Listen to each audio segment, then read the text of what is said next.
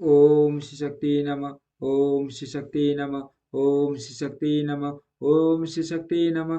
5वां अध्याय अविद्यादि विविध सर्गों का वर्णन।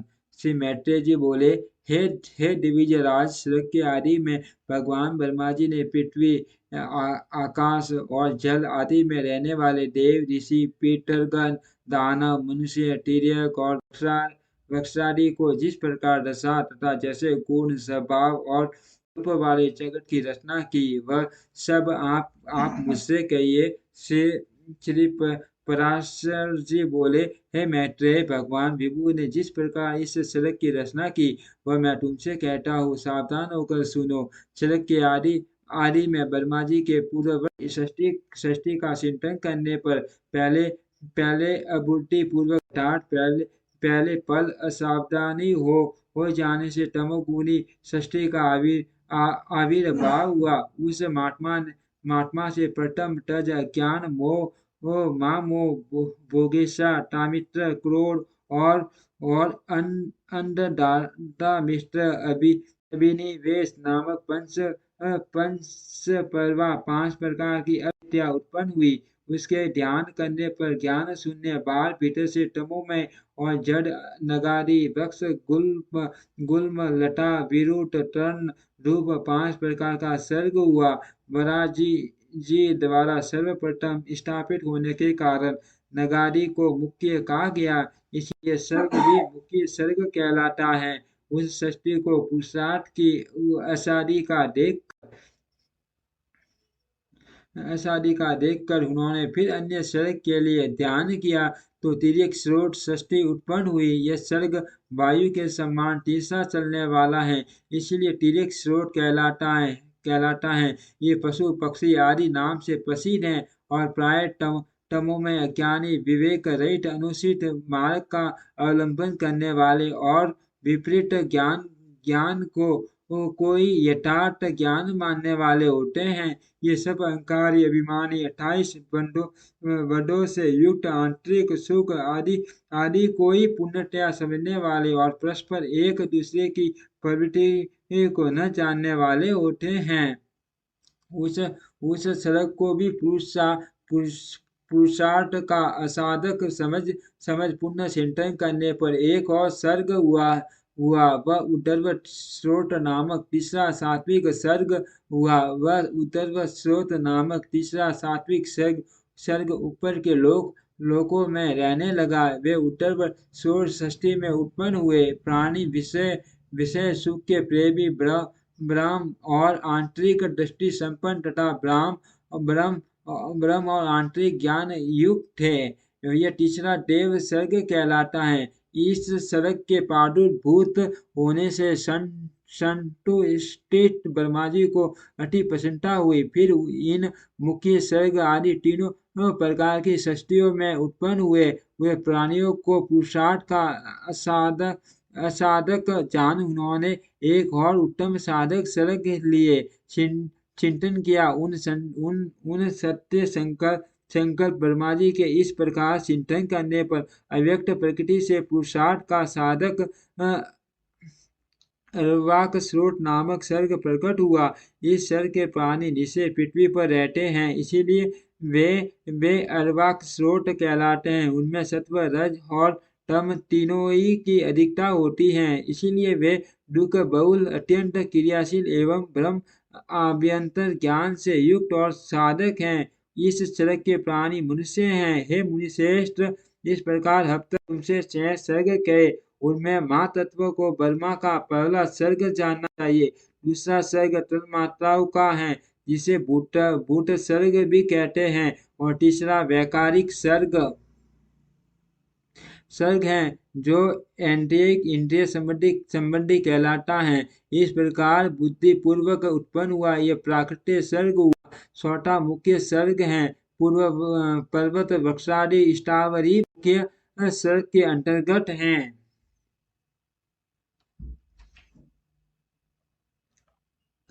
5वां जो तिर्यक का स्रोत बतलाया, उसे तिर्यक कीट पतंगादि योनि भी कहते हैं। फिर 6वां सर्ग उद्धर्व श्रोताओं का है, जो देव सर्ग कहलाता है। उसके पश्चात सातवां सर्ग अवार्ग श्रोताओं का है, वह मनुष्य सर्ग है। आठवां अनुग्रह सर्ग वह सात्विक और तामसिक है। ये 5 वैकल्प विकारी सर्ग हैं और पहले 3 प्राकृत सर्ग कहलाते हैं।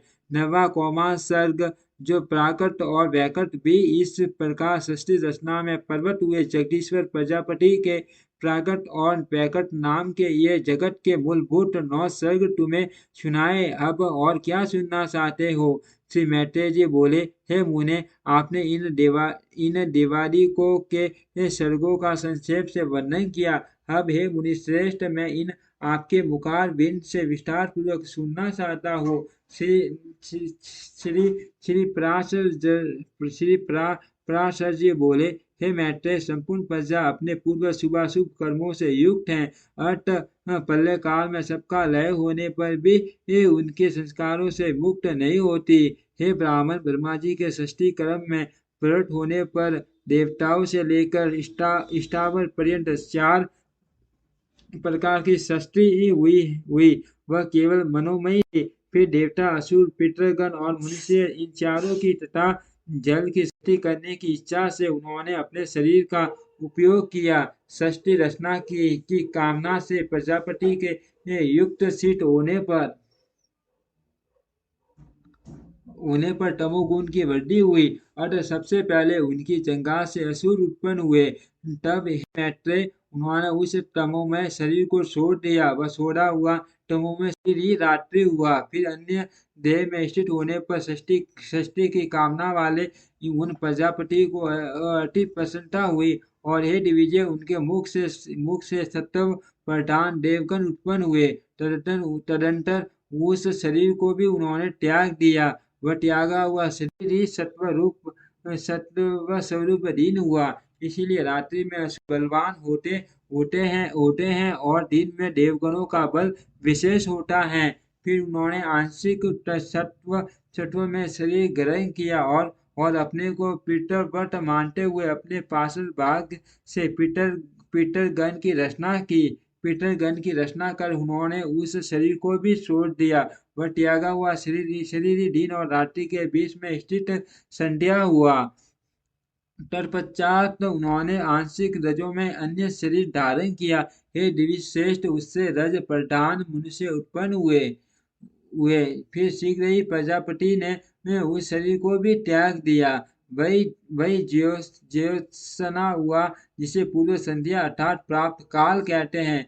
इसीलिए हे मैत्रेय, प्राप्त काल होने पर मनुष्य और सारे काल के समय पितर बलवान होते हैं। इस प्रकार रात्रि, दिन, प्राप्त काल और सारे काल, ये चारों प्रभु ब्रह्मा जी के ही शरीर हैं और तीनों गुणों के आश्रय हैं। फिर ब्रह्मा जी ने एक और रजो मात्रात्मक शरीर धारण किया। उसके द्वारा ब्रह्मा जी ने सुधा उत्पन्न हुई। ब्रह्मा जी से सुधा उत्पन्न हुई और सुधा से काम की उत्पत्ति हुई। तब भगवान प्रजापति ने अंधकार में स्थित होकर क्षुधाग्रस्त सृष्टि की रचना की। उनमें बड़े कुरूप और दाढ़ी मूछ वाले व्यक्ति उत्पन्न हुए। वे स्वयं ब्रह्मा जी की ओर ही उन्हें भक्षण करने के लिए दौड़े। उनमें से जिन्होंने यह कहा कि ऐसा मत करो, इनकी रक्षा करो, वे राक्षस कहलाए। और जिन्होंने कहा हम खाएंगे, वे खाने की वासना वाले होने से यक्ष कहे गए। उनकी इस अनिष्ट प्रवृत्ति को देखकर ब्रह्मा जी के केश शीश से गिर गए और फिर पुनः उनके मस्तक पर आरूढ़ हुए। इस प्रकार ऊपर चढ़ने के कारण वे सर्प कहलाए और नीचे गिरने के कारण अहि कहे गए। तदंतर जगत रचयिता ब्रह्मा जी ने क्रोधयुक्त प्राणियों की रचना की। वे कपिश कालापन लिए हुए पीले बन के अति उग्र स्वभाव वाले तथा मांसाहारी हुए। फिर गान करते समय उनके शरीर तुरंत ही गंधर्व उत्पन्न हुए। हे दिविज, वे वाणी का उच्चारण करते अर्थात बोलते हुए उत्पन्न हुए थे, इसीलिए गंधर्व कहलाए। इन सब की रचना करके भगवान ब्रह्मा जी ने पक्षियों को उनके पूर्व कर्मों से प्रेरित होकर स्वतंत्रता पूर्वक अपनी आयु से रचा। तदनंतर अपने वक्ष स्थल से भेड़, मुख से बकरी, उदर और पार्श्व भाग से गौ, पैरों से घोड़े, हाथी हाथी, गधे गधे, वन गाय, मर्ग, ऊंट, खच्चर और नैयकों आदि आदि पशुओं की रचना की और उनके रोमों से फल मूल रूप औषधियाँ उत्पन्न हुई। हे द्विजोत्तम, कल्प के आरंभ में ही ब्रह्मा जी ने पशु और औषधि आदि की रचना करके फिर त्रेता युग के आरंभ में उन्हें यज्ञादि कर्मों में सम्मिलित किया। गौ, बकरी, पुरुष, भेड़, घोड़े, खच्चर और गधे ये सब गांवों में रहने वाले पशु पशु हैं। जंगली पशु पशु ये हैं सभापद, व्याघ्र आदि दो खुर वाले, वन गाय आदि, हाथी, बंदर और पांचवें पक्षी, छठे जल के जीव तथा सातवें सर्प आदि आदि। फिर अपने प्रथम पूर्व मुख से ब्रह्मा जी ने गायत्री, तर्क तर्क त्रिवत्स, सोम, स्टंटर और अग्निष्टोम यज्ञों को निर्मित किया। दक्षिण मुख से यजु, टेष्टु, पुषंत, पंचदश, श्रोटम, व्रत, साम तथा उक्त की रचना की। पश्चिम मुख से साम, जगदीशंड, सप्तदश, श्रोट, वैरूप और अट्टिराट को उत्पन्न किया तथा उत्तर मुख से उन्होंने एक विंशति श्रोट, अथर्ववेद, आप्तोर, मान, अनुष्ट अनुष्टुप्छंद और बैराज की सृष्टि की। इस प्रकार उनके शरीर से समस्त उस निष्ठ प्राणी उत्पन्न हुए। उन आदिकर्ता प्रजापति भगवान ब्रह्मा जी ने देव, असुर, पितरगण और मनुष्यों की सृष्टि कर तदंतर कल्प का आरंभ होने पर फिर यक्ष, पिशाच, गंधर्व, अप्सरागण, मनुष्य, किन्नर, राक्षस, पशु, पक्षी, मर्ग और सर्प आदि संपूर्ण नित्य एवं अनित्य स्थावर जंगम जगत की रचना की। उनमें से जिनके जैसे जैसे कर्म पूर्व कल्पों में थे, पुण्य पुण्य सृष्टि होने पर उनकी उन्हीं में फिर प्रवृत्ति हो जाती है। उस समय